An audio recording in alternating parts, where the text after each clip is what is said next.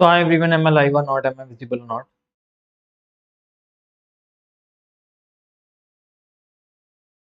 Just confirm it once और आज का लेक्चर शुरू करते हैं विदाउट वेस्टिंग एनी टाइम।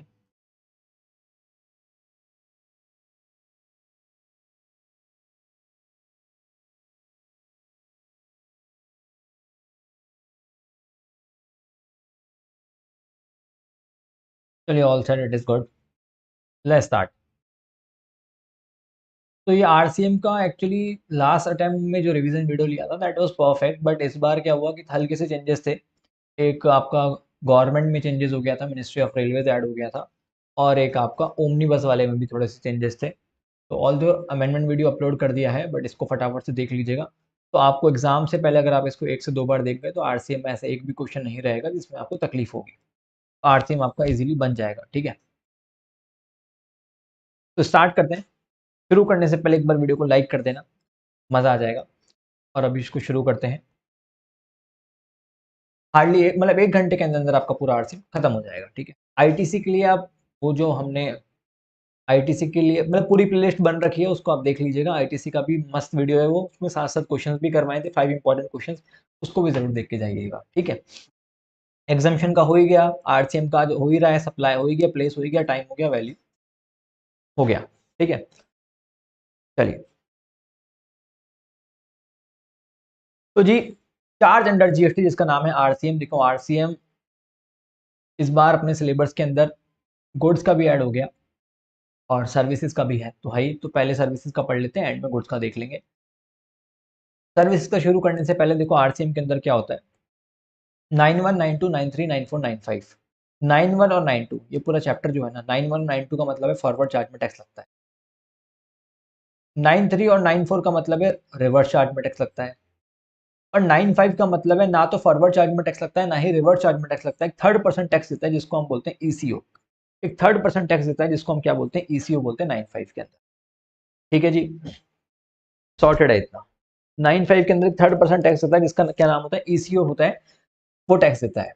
तो इस चैप्टर में मेनली जो इंपॉर्टेंट है वो 93 इंपॉर्टेंट है। गवर्नमेंट ने कुछ एंट्रीज नोटिफाई कर रखे हैं जहां पे टैक्स गवर्नमेंट रिसीवर से टैक्स लेती है। गवर्नमेंट क्या लेती है, रिसीवर से टैक्स लेती है। 93 के अंदर रिसीवर टैक्स देता है, वहां पे रिसीवर टैक्स देता है। अब ऐसा नहीं होता कि सप्लायर अनरजिस्टर्ड होगा या रिसीवर रजिस्टर्ड होगा या कुछ ऐसा होगा तभी आरसीएम लगेगा, नहीं। 93 में जिस एंट्री में गवर्नमेंट ने बोल दिया कि आरसीएम लगेगा मतलब आरसीएम लगेगा, बात खत्म। कंडीशंस दे रखी हैं, ऑल दो पूरा ध्यान रखा गया है कि अननेसेसरी किसी पे भी रिवर्स चार्ज का बटन ना आए। ये रिवर्स चार्ज का कॉन्सेप्ट आए क्यों, देखो गवर्नमेंट को जीएसटी से मतलब है, चाहे फॉरवर्ड चार्ज में मिले चाहे रिवर्स चार्ज में मिले। नॉर्मली फॉरवर्ड चार्ज में जीएसटी लगता है, जितने भी गुड्स एंड सर्विसेज होते हैं उन सब पे फॉरवर्ड चार्ज में टैक्स लगता है। लेकिन कुछ ऐसे केसेस थे जहां पे गवर्नमेंट को लगा कि फॉरवर्ड चार्ज में टैक्स आने में दिक्कत है, तो आरसीएम की प्रोविजंस गवर्नमेंट लेके आई। तो गवर्नमेंट ने कहा भाई रिवर्स चार्ज में टैक्स लगते हैं। टैक्स तो गवर्नमेंट के पास उतना ही आ रहा है जिससे टैक्स की चोरी ना हो सके, टैक्स का पैसा आ जाए, इसलिए गवर्नमेंट आरसीएम की प्रोविजन लेके आई। 93 में टैक्स लगता है। 93 का मतलब जो होता है, जो रिसीवर होता है वही गवर्नमेंट को जीएसटी जमा कराता है, इसको हम 93 बोलते हैं, रिवर्स चार्ज मैकेनिज्म। अब समझना मेरी बात, 93 के अंदर कुछ एंट्रीज नोटिफाई कर रखी हैं जिसके अंदर से सबसे इंपॉर्टेंट एंट्रीज हैं जिनको हम सबसे पहले पढ़ लेंगे। कुछ इंपॉर्टेंट एंट्रीज के अंदर सबसे ज्यादा इंपॉर्टेंट क्या है, जीटीए लिख लीजिए, renting of motor vehicle, sponsorship services, security services, individual direct selling agent, ठीक है, और रेंटिंग ऑफ प्रॉपर्टी। ये अपने आप में इंपॉर्टेंट है, ठीक है, इस अटेम्प्ट के लिए गवर्नमेंट सर्विस। बाकी तो नहीं भी करेंगे, देख के चले जाएंगे तो भी चलेगा, ठीक है। चलिए जी, शुरुआत करते हैं। सबसे पहले अपन आ जाते हैं जीटीए से। जीटीए केस में क्या दे रखा है, ध्यान से समझ, ठीक है जी। देखो जी, जीटीए केस में ऐसा है कि गवर्नमेंट ने, जीटीए मतलब गुड ट्रांसपोर्ट एजेंसी, गवर्नमेंट ने ऐसा बोल रखा है कि देखो, ये चीज तो आपको वैसे मैंने एग्जामिनेशन चैप्टर में भी बताई थी कि जीटीए अगर अनरजिस्टर्ड पर्सन को सर्विस देता है या गवर्नमेंट को सर्विस देता है, गवर्नमेंट किसी डिपार्टमेंट को, तो एग्जम्प्ट होता है। अब क्यों एग्जम्प्ट होता है, इसका क्या लॉजिक है, ये वहां पे हमने डिस्कस किया था, और ये अभी रिवीजन है तो रिवीजन के अंदर मैं इतना डिस्कस करूंगा नहीं। तो अगर जीटीए किसी भी अनरजिस्टर्ड पर्सन को या गवर्नमेंट को सर्विसेज देगा तो एग्जम्प्ट हो जाता है। अब जीटीए अगर किसी रजिस्टर्ड पर्सन को सर्विस देगा तो टैक्स लगता है। अब टैक्स फॉरवर्ड चार्ज में लगेगा, रिवर्स चार्ज में लगेगा, इस पे चर्चा करते हैं। तो समझना मेरी बात, जीटीए के पास दो ऑप्शन होते हैं, या तो जीटीए 12% वाला ऑप्शन ऑप्ट कर सकता है, 12% की रेट से टैक्स देना चाहे तो जीटीए 12% की रेट से टैक्स दे सकता है, जीटीए चाहे तो 5% की रेट से भी टैक्स दे सकता है।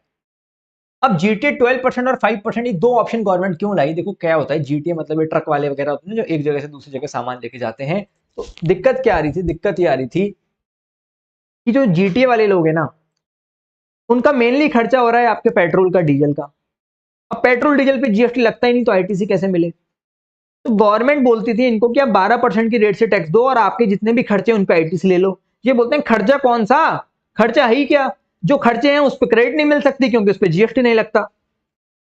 तो गवर्नमेंट्स को इन्होंने कंप्लेन करी कि भैया देखो हमारा तो क्रेडिट होता नहीं, फालतू हमारा 12% टैक्स जा रहा है। तो गवर्नमेंट ने इनको दूसरा ऑप्शन दिया कि काम करो, आप क्रेडिट मत लो, आप 5% की रेट से टैक्स दे दो। तो अब जीटीए को गवर्नमेंट ने क्या दे दिया? ऑप्शन दे दिया कि भैया या तो 12% की रेट से टैक्स दे दो या 5% की रेट से टैक्स दे दो। अगर जीटीए 12% वाला ऑप्शन लेता है तो गवर्नमेंट ने कहा जीटीए को भी आईटीसी मिल जाएगी। अब सपोज करो जीटीए 12% वाला है और जीटीए से कोई रजिस्टर्ड पर्सन क्या ले रहा है? सर्विस ले रहा है।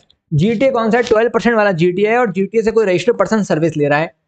ठीक है जी, क्या उस रजिस्टर्ड पर्सन को भी आईटीसी मिल जाएगी रिसीवर को? भैया वो तो वैसे भी जीएसटी में रजिस्टर्ड है, उसको तो क्रेडिट मिलेगी मिलेगी। ठीक है, उसको तो क्रेडिट मिलेगी मिलेगी। मान के चलिए कि जीटीए 12% वाला जीटीए, उसके पास हमारा नमन गया। नमन ने कहा जी भैया सामान पहुंचवाना है जयपुर, दिल्ली से मुंबई, दिल्ली से मुंबई सामान पहुंचवाना है। नमन की कोई फैक्ट्री है, कोई सामान पहुंचवाना है। एक आउटलेट नमन का दिल्ली में, एक मुंबई में, दिल्ली से मुंबई सामान पहुंचवाना है। जीटीए ने कहा जी 12% टैक्स और देना पड़ेगा, मतलब 1,12,000 का आपका टैक्स हो जाएगा। क्या नमन को 12,000 रुपीज की क्रेडिट मिल जाएगी? आंसर इज यस, 12,000 रुपीज की क्रेडिट मिल जाएगी। जीटीए अगर 5% वाला जीटीए है, मतलब जीटीए को आईटीसी नहीं चाहिए अपने खर्चों की। वैसे जीटीए के ऐसे कौन से खर्चे हैं जिसकी आईटीसी मिल सकती है? लाइक ट्रक का टायर हो गया, इंजन ऑयल हो गया, सर्विस हो गया, ट्रक हो गया खुद। तो ये कह रहा है कि भैया हमें आईटीसी नहीं चाहिए। सपोज करो अब यहाँ पे फॉरवर्ड चार्ज में टैक्स लगेगा, रिवर्स चार्ज। पहला केस है कि 12% वाला अगर जीटीए है तो फॉरवर्ड चार्ज लगेगा या रिवर्स चार्ज। तो देखो भैया सिंपल सी बात है, अगर 12% वाला जीटीए है, वो आईटीसी क्लेम करना चाहता है, तो गवर्नमेंट ये मान रही है कि भैया आप खुद ही रजिस्टर्ड होंगे। जब आप आईटीसी लेने की बात कर रहे हो तो इसका मतलब आप जीएसटी में रजिस्टर्ड होंगे, 12% वाला जीटीए। तो गवर्नमेंट ने कहा भैया, जब जीटीए भैया को कहा जब जीटीए भैया आप खुद ही जीएसटी में रजिस्टर्ड हो तो आप ही टैक्स दे दो फॉरवर्ड चार्ज में। तो 12% वाले केस में हमेशा फॉरवर्ड चार्ज पे टैक्स लगता है, इसका कोई इफ एंड बट है ही नहीं। 12% वाला केस ऑलवेज फॉरवर्ड चार्ज, बात खत्म। 12% वाला केस ऑलवेज फॉरवर्ड चार्ज, बात खत्म। अब आता है 5% वाला ऑप्शन। 5% वाले केस में गवर्नमेंट ने जीटीए को कहा कि देखो 5% की रेट से टैक्स लगेगा, जरूरत नहीं है आपको रजिस्ट्रेशन लेना है लेना, आप रजिस्ट्रेशन नहीं भी लोगे तो भी 5% की रेट से टैक्स लगेगा, रिसीवर दे देगा, रिसीवर दे देगा। क्योंकि वैसे भी आपका रिसीवर तो रजिस्टर्ड ही होगा, अनरजिस्टर्ड पर्सन के लिए तो एग्जाम्प्ट है जीटीए की सर्विस, तो आपका वैसे भी रिसीवर तो रजिस्टर्ड ही होगा। तो गवर्नमेंट ने बोला कि अगर जीटीए 5% वाला है और कोई रजिस्टर्ड पर्सन उससे सर्विस ले रहा है, क्योंकि रजिस्टर्ड के लिए तो टैक्सेबल है, तो क्या होगा? आरसीएम में वो रजिस्टर्ड पर्सन टैक्स दे देगा। लेकिन जीटीए कह रहा है भाई साहब मैं जीएसटी में रजिस्टर्ड हूं पर मैं क्रेडिट नहीं लेना चाहता, इसलिए मैं 5% में आ रहा हूं। तो मैं भी फॉरवर्ड चार्ज में टैक्स दे सकता हूं 5% में, मैं डिक्लेरेशन फाइल करके देता हूं, मेरे को कोई तकलीफ नहीं है। तो गवर्नमेंट कह रही भाई देख, क्वेश्चन में कुछ नहीं दे रखा होगा, जैसे आपका क्वेश्चन आएगा प्रैक्टिकल, तो आपको अज्यूम करना है जीटी अगर 5% दे रखा है तो आपको अज्यूम करना है आरसीएम में टैक्स लगेगा, रिसीवर देगा टैक्स। अगर क्वेश्चन साइलेंट है तो आरसीएम में टैक्स। अगर क्वेश्चन में ले रखा है कि जीटीए 5% वाला है लेकिन जीटीए डिक्लेरेशन दे रहा है कि मैं फॉरवर्ड चार्ज में टैक्स दे दूंगा, तो भाई तू दे दे फॉरवर्ड चार्ज में, गवर्नमेंट को टैक्स से मतलब है। पर 5% वाले केस में जीटीए को आईटीसी नहीं मिलेगी। सवाल आता है क्या रिसीवर को आईटीसी मिल जाएगी? जैसे नमन भैया आए, बोले भैया 5% वाले जीटी के पास नमन भैया गए, बोले भैया 1 लाख रुपए लगेंगे और 5% की रेट से नमन भैया आप टैक्स दे देना गवर्नमेंट को। नमन भैया ने कहा 1 लाख रुपए तो आप लो। पहले वाले केस में नमन भैया 1,12,000 दे रहे थे और 12,000 की क्रेडिट मिल रही थी उनको। अभी नमन भैया 1 लाख दे रहे हैं और 5,000 रुपए खुद गवर्नमेंट को जाके जमा करा के आ रहे हैं और 5,000 रुपीज की नमन भैया को क्रेडिट मिल जाएगी। भाई रिसीवर को तो क्रेडिट मिलेगी, वो तो रजिस्टर्ड है, वो तो बिजनेस एक्सपेंस कर रहा है। 12% वाले ऑप्शन में जीटी और रिसीवर को क्या दिक्कत है? वहां 12,000 रुपए की क्रेडिट मिल रही है, 5,000 रुपए क्रेडिट, तो रिसीवर को तो कोई जेब से तो वही 1 लाख रुपए गए, उधर 12 की क्रेडिट मिल रही थी, इधर 5 की क्रेडिट मिल रही थी, तो क्रेडिट तो मिल ही रही है पूरी, तो रिसीवर को कोई तकलीफ नहीं है। तो कुल मिला के जीटीए अगर 12% वाला है तो फॉरवर्ड चार्ज से टैक्स पे होगा, जीटीए को भी आईटीसी मिलेगी, रिसीवर को भी। और जीटीए 5% वाला है तो जीटीए को तो आईटीसी नहीं मिलेगी लेकिन रिसीवर को तो आईटीसी मिल ही जाएगी। अब 5% वाले केस में रिसीवर आरसीएम में टैक्स देगा, पहली प्रायोरिटी, क्वेश्चन में कुछ नहीं दे रखा तो। और क्वेश्चन बोलता है कि नहीं नहीं, क्या बोलते हैं, जीटीए खुद कह रहा है कि मैं डिक्लेरेशन देने के लिए तैयार हूं, तो जीटीए टैक्स दे देगा फॉरवर्ड चार्ज में, क्या दिक्कत है? सॉर्टेड है, जीटीए कहानी खत्म है। अच्छा, जीटीए के अंदर कुछ होते हैं अनरजिस्टर्ड पर्सन, कुछ ऐसे अनरजिस्टर्ड नोटिफाइड लोग होते हैं कुछ अनरजिस्टर्ड नोटिफाइड लोग होते हैं। देखो नॉर्मल अनरजिस्टर्ड पर्सन अगर जीटी की सर्विस लेता है तब तो एग्जाम है, लेकिन कुछ अनरजिस्टर्ड नोटिफाइड लोग ऐसे होते हैं जिनको जिनके ऊपर ट्रीटमेंट ऐसा ही लगेगा जैसे कोई रजिस्टर्ड ही हो। गवर्नमेंट ये मानती है कि कुछ अनरजिस्टर्ड लोग हैं नोटिफाइड, जो पता नहीं क्यों अनरजिस्टर्ड है, इनको रजिस्ट्रेशन ले लेना चाहिए था। तो गवर्नमेंट बोलती है भाई साहब आपको हम ऐसा ही ट्रीट करेंगे कि आप रजिस्टर्ड ही हो। तो समझना मेरी बात, अगर कोई अनरजिस्टर्ड नोटिफाइड पर्सन जीटीए की सर्विस लेता है तो उस पर भी टैक्स लगेगा। आपको इतना डिटेल में नहीं जाना वैसे एग्जाम में, आपको ध्यान में रखना कि कौन से अनरजिस्टर्ड नोटिफाइड लोग हैं, पर सुन लो वैसे चार्ट में दे रखा है। अगर कोई अनरजिस्टर्ड नोटिफाइड लोग हैं, गवर्नमेंट अगर जीटीए उसको सर्विस देता है अनरजिस्टर्ड नोटिफाइड पर्सन को, अगर 12% वाला केस है तो जीटीए टैक्स दे देगा, 5% वाला केस है और जीटीए फॉरवर्ड चार्ज में तो जीटीए तो भी जीटीए दे देगा फॉरवर्ड चार्ज में।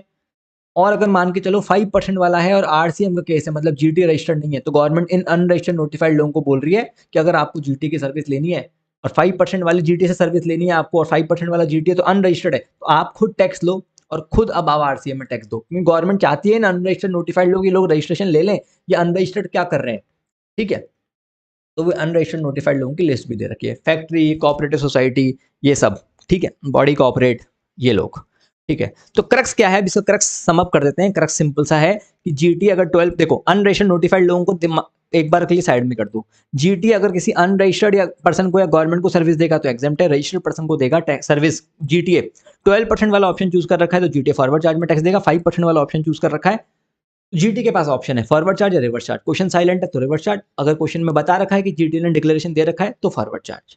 चलिए जीटी खत्म होने के बाद हम करते हैं renting of motor vehicle. Renting of motor vehicle important है एग्जाम के पॉइंट ऑफ व्यू से। आ जाइए page number 3.9। Renting of motor vehicle के केस में क्या लिखा हुआ है, देखिए रेंटिंग ऑफ मोटर व्हीकल के केस में ऐसा लिखा हुआ है, अगर आप रीड करेंगे ना, रीड आप बाद में करना, मैं आपको समझा देता हूँ। देखो रेंटिंग ऑफ मोटर व्हीकल के दो केसेस हैं। आपने मोटर व्हीकल किसी से भाड़े पे ली, आपने मोटर व्हीकल किसी को भाड़े पे दी मान के चलो, और वो मोटर व्हीकल किस लिए, गुड्स ले जाने के लिए, पिकअप वगैरह देते हैं ना, ट्रैक्टर पिकअप ट्रक, तो उस केस में तो फॉरवर्ड चार्ज लगेगा, उस केस में तो फॉरवर्ड चार्ज लगेगा। कौन सा रेंटिंग ऑफ मोटर व्हीकल की बात कर रहे हैं, जहां पे कॉस्ट ऑफ फ्यूल इंक्लूडेड है। तो मैं आपको पूरा का पूरा रेंटिंग ऑफ मोटर व्हीकल बता रहा हूं, मैं आपको वो इकलौता केस नहीं बता रहा जिसमें आरसीएम लगता है, मैं आपको वो इकलौता केस नहीं बता रहा जिसमें आरसीएम लगता है, मैं आपको पूरा का पूरा केस बता रहा हूं कि कब फॉरवर्ड चार्ज कब रिवर्स चार्ज लगेगा, ठीक है। तो रिवर्स चार्ज का तो एक ही केस है, ध्यान से समझने की कोशिश कीजिएगा। रेंटिंग ऑफ मोटर व्हीकल अगर पैसेंजर को ले जाने के लिए करेंगे और उसमें कॉस्ट ऑफ फ्यूल कंसिडरेशन के अंदर इंक्लूडेड है तो आरसीएम लग सकता है। अब कौन से केस में आरसीएम लगेगा that we are going to discuss. Renting of motor vehicle के केस में पैसेंजर को ले जाने के लिए और जिसमें कॉस्ट ऑफ फ्यूल इंक्लूडेड है कंसिडरेशन, जैसे आप बोलते हैं ना भैया मुंबई से पुणे लेके चल, कितना रुपए लेगा, उसने कहा 5,000 रुपए, तो वी अज्यूम दैट 5,000 रुपए में उसका पेट्रोल भी इंक्लूडेड है, ठीक है, पैसेंजर को ले जाने के लिए और कॉस्ट ऑफ फ्यूल भी इंक्लूडेड है। तो अगला सवाल ये आता है कि अगर गुड्स ले जाने के लिए हुआ तो भैया आरसीएम तो फॉरवर्ड चार्ज ही लगेगा ना, गुड्स के केस में तो दिमाग ही नहीं लगाना। पैसेंजर को ले जाने के लिए हुआ और कॉस्ट ऑफ फ्यूल इंक्लूडेड नहीं है तो भी फॉरवर्ड चार्ज, जैसे जूम कार हो गया उसमें कॉस्ट ऑफ फ्यूल इंक्लूडेड नहीं होती। लेकिन renting of motor vehicle passenger को ले जाने के लिए है जिसमें कॉस्ट ऑफ फ्यूल इंक्लूडेड है कंसिडरेशन में, तब आरसीएम लग सकता है। कब लगेगा RCM, come in the second chart, second chart में आइए, सेकंड चार्ट में बोलता है। अब सेकंड चार्ट का मतलब क्या है, automatically we are assuming in second chart कि रेंटिंग ऑफ मोटर व्हीकल की बात कर रहा है और कॉस्ट ऑफ फ्यूल इंक्लूडेड है कंसिडरेशन में, वी आर अज्यूमिंग इट। अब सेकंड चार्ट के अंदर क्या दे रखा है कि अगर रेंटिंग ऑफ मोटर व्हीकल, इस केस में भी गवर्नमेंट ने बोला कि जो सप्लायर है उसके पास दो ऑप्शन है 12% और 5%, क्योंकि इनको पेट्रोल के केस में दिक्कत आती थी, जैसे जीटी को दिक्कत आती थी इसको भी दिक्कत आ रही है, मैं क्रेडिट किसकी लूँ। तो गवर्नमेंट ने बोला देख भाई सुन, अगर तू आईटीसी लेना चाहता है तो 12% वाला ऑप्शन ले और फॉरवर्ड चार्ज में टैक्स दे, और खुद तू आईटीसी ले ले, क्या दिक्कत है, तू 12% में टैक्स दे, आईटीसी ले ले और फॉरवर्ड चार्ज में टैक्स दे, बात ही खत्म। तो रेंटिंग ऑफ मोटर व्हीकल की सर्विस पैसेंजर को ले जाने के लिए है जिसमें कॉस्ट ऑफ फ्यूल भी इंक्लूडेड है, पर अगर सप्लायर ही 12% वाला ऑप्शन ले रहा है तो फॉरवर्ड चार्ज में टैक्स लगेगा, बात ही खत्म। लेकिन सप्लायर कह रहा है कि नहीं नहीं मैं तो आईटीसी नहीं लेना चाहता, मुझे तो 5% वाला ऑप्शन दे दो, 5% वाला ऑप्शन दे दिया सप्लायर को। अब गवर्नमेंट के लिए सप्लायर को कि भाई तू बॉडी कॉर्पोरेट है, बॉडी कॉर्पोरेट मतलब कंपनी या एलएलपी, बॉडी कॉर्पोरेट का मतलब कंपनी या एलएलपी। अगर सप्लायर बॉडी कॉर्पोरेट है, मैंने बॉडी कॉर्पोरेट वर्ड बोला है, रजिस्टर्ड अनरजिस्टर्ड वर्ड नहीं बोला, अगर सप्लायर बॉडी कॉर्पोरेट है तो फॉरवर्ड चार्ज में टैक्स लगेगा। अब भले ही बॉडी कॉर्पोरेट है लेकिन अनरजिस्टर्ड है तो भी गवर्नमेंट बोलती है भैया आप चाहे रजिस्ट्रेशन लेके दो कैसे भी करो। अगर सप्लायर बॉडी कॉर्पोरेट है और अनरजिस्टर्ड है, मान के चलो उसका थ्रेशोल्ड क्रॉस नहीं हुआ होगा, ठीक है, तो नहीं लगेगा जीएसटी, फिर कोई दिक्कत नहीं है, पर लगेगा टैक्स फॉरवर्ड चार्ज में। मैं आपको एग्जांपल देके बताऊंगा। अगर सप्लायर बॉडी कॉर्पोरेट है और चाहे 5% वाले ऑप्शन चूज कर रखा हो तो भी फॉरवर्ड चार्ज में टैक्स लगेगा, और 5% वाला ऑप्शन चूज कर रखा हो और supplier other than body corporate है, अदर देन बॉडी कॉर्पोरेट मतलब छोटा आदमी है, और रिसीवर कौन है, रिसीवर भी छोटा आदमी है, सप्लायर भी अदर देन बॉडी कॉर्पोरेट है, रिसीवर भी अदर देन बॉडी कॉर्पोरेट है, दोनों ही छोटे आदमी है, भले ही 5% वाला ऑप्शन चूज कर रखा हो, तो गवर्नमेंट कह रही है माना 5% का ऑप्शन चूज कर रखा है पैसेंजर ट्रांसपोर्टेशन के लिए, जिसमें कॉस्ट ऑफ फ्यूल भी इंक्लूडेड है कंसिडरेशन में। सप्लायर छोटा आदमी है, पर भाई रिसीवर भी तो छोटा है, रिसीवर कहां से टैक्स देगा? तो जब दोनों ही छोटे हैं तो सप्लायर से टैक्स वसूलती है गवर्नमेंट। जाहिर सी बात है रिसीवर को परेशान नहीं करेगी ना गवर्नमेंट। तो गवर्नमेंट के जब दोनों ही छोटे आदमी है तो भी फॉरवर्ड चार्ज में टैक्स लगेगा। रिवर्स चार्ज का केस कब आएगा? जब 5% वाला ऑप्शन चूज कर रखा हो, रेंटिंग ऑफ मोटर व्हीकल का केस हो, कॉस्ट ऑफ फ्यूल भी इंक्लूडेड है कंसिडरेशन के अंदर, सप्लायर तो कौन है, अदर देन बॉडी कॉर्पोरेट, लेकिन रिसीवर बॉडी कॉर्पोरेट है, तब आरसीएम लगेगा। तो रिसीवर अगर बॉडी कॉर्पोरेट है तब आरसीएम लगेगा। ठीक है, तो समझना मेरी बात, गेटिंग इट और नॉट। तो कब लगा आरसीएम? देखो, renting of motor vehicle, renting of motor vehicle, passenger transportation, cost of fuel is included in consideration, cost of fuel is included in consideration। ठीक है, supplier is other than body corporate, receiver is body corporate and has opted 5% option. इस वाले case में RCM लगेगा। एक ही case है जब RCM लगेगा, बाकी हर केस में फॉरवर्ड चार्ज लगेगा। कौन सा केस है? Renting of motor vehicle, passenger, cost of fuel included है, सप्लायर कौन है, other than body corporate, receiver body corporate, तब आरसीएम लगेगा। ठीक है, केस देता हूं आपको कुछ एग्जांपल। मान के चलिए एक कंपनी है एकेजी प्राइवेट लिमिटेड। ठीक है, ये अनरजिस्टर्ड है, इसने रेंटिंग की सर्विस दी एबीसी पार्टनरशिप फर्म को, जो कि जीएसटी में रजिस्टर्ड है। फॉरवर्ड चार्ज या रिवर्स चार्ज? सप्लायर कौन है? Body corporate. अगर सप्लायर बॉडी कॉर्पोरेट होती है तो हमेशा फॉरवर्ड चार्ज ही लगता है भाई। रिवर्स चार्ज कब लगता है? जब supplier other than body corporate और रिसीवर बॉडी कॉर्पोरेट और 5% वाला ऑप्शन है। अब आप बोलोगे सर ये तो अनरजिस्टर्ड है, ठीक है, जीएसटी नहीं लगेगा, फिर बात खत्म। ठीक है, एक क्वेश्चन भी था ऐसा, एक क्वेश्चन भी था आईटीसी के अंदर, एक क्वेश्चन है जिसके अंदर ऐसा है, ये एक सेम केस है, सप्लायर बॉडी कॉर्पोरेट है, अनरजिस्टर्ड है। ठीक है, तो उस क्वेश्चन में क्या था? उस क्वेश्चन में ऐसा था कि वो क्वेश्चन था एबीसी पार्टनरशिप फर्म की नजर से। मान के चलो कि आप एबीसी पार्टनरशिप फर्म हो, आपने रेंटिंग ऑफ मोटर व्हीकल की सर्विस ली एबीसी प्राइवेट लिमिटेड से, जो कि अनरजिस्टर्ड है। तो उस क्वेश्चन का आंसर ये था कि इस क्वेश्चन में एबीसी प्राइवेट लिमिटेड को ही टैक्स की लायबिलिटी बनती थी फॉरवर्ड चार्ज में, ऑल्दो वो अनरजिस्टर्ड है तो जीएसटी नहीं दिया होगा, जीएसटी नहीं दिया होगा तो आईटीसी भी नहीं मिली होगी। सिक्योरिटी वाला क्वेश्चन था, याद करो। ठीक है, था एक क्वेश्चन। ठीक है, एनीवेज, तो केस समझ में आया आपको? दूसरा एग्जांपल ले लेते हैं। मान के चलिए कि एक पर्सन है जिसका नाम है एबीसी पार्टनरशिप फर्म, ये सप्लायर है, ये जीएसटी में रजिस्टर्ड है, इसने रेंटिंग की सर्विस दी किसको? XYZ प्राइवेट लिमिटेड, जो कि जीएसटी में अनरजिस्टर्ड है, और 5% वाला ऑप्शन चूज कर रखा है। क्या करेंगे? सप्लायर कौन है? Any person other than body corporate. Supplier छोटा आदमी है, बॉडी कॉर्पोरेट। पार्टनरशिप फर्म और एलपी में फर्क है, एलएलपी होगा तो बॉडी कॉर्पोरेट है, पार्टनरशिप फर्म नहीं होती बॉडी कॉर्पोरेट। सप्लायर कौन है? छोटा आदमी। रिसीवर कौन है? बड़ा आदमी, भले ही अनरजिस्टर्ड हो, आरसीएम में टैक्स लगेगा। रजिस्ट्रेशन लो भाई साहब और टैक्स जमा कराओ, अब आरसीएम में टैक्स लेना पड़ेगा। सेक्शन नंबर 24 के अंदर आपको कंपलसरी रजिस्ट्रेशन लेना पड़ेगा अब आपको। Getting it? ये एक्सट्रीम लेवल के एग्जांपल्स ले रहे हैं अपन, ऐसा इंस्टीट्यूट नहीं पूछता है, बता रहे हैं। चलिए, रेंटिंग ऑफ मोटर व्हीकल खत्म हुआ है, क्रक्स क्या निकल के आता है? सप्लायर छोटा आदमी हो, छोटा मतलब other than body corporate, registered unregistered से मतलब नहीं है, रिसीवर बॉडी कॉर्पोरेट, आरसीएम में टैक्स।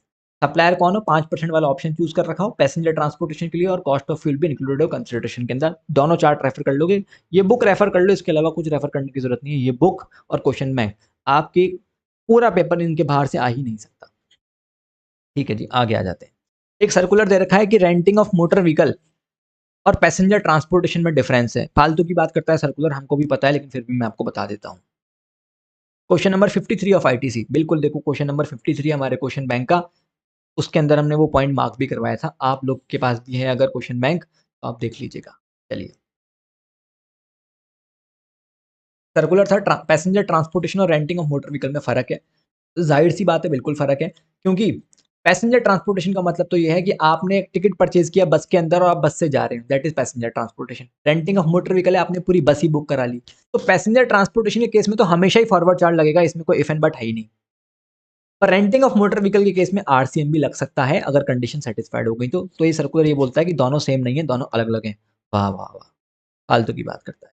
चलिए, रेंटिंग ऑफ मोटर व्हीकल भी हुआ, जीटीए भी हुआ, जो कि दोनों इंपॉर्टेंट थे। अब आते हैं रेंटिंग ऑफ इमूवेबल प्रॉपर्टी, जो कि अपने आप में इंपॉर्टेंट है, ठीक है, जो ऑल द एग्जाम्शन में भी समझाया था, लेकिन फिर से बताना जरूरी है क्योंकि इसमें के अंदर भी है रेंटिंग ऑफ इमूवेबल प्रॉपर्टी, ठीक है।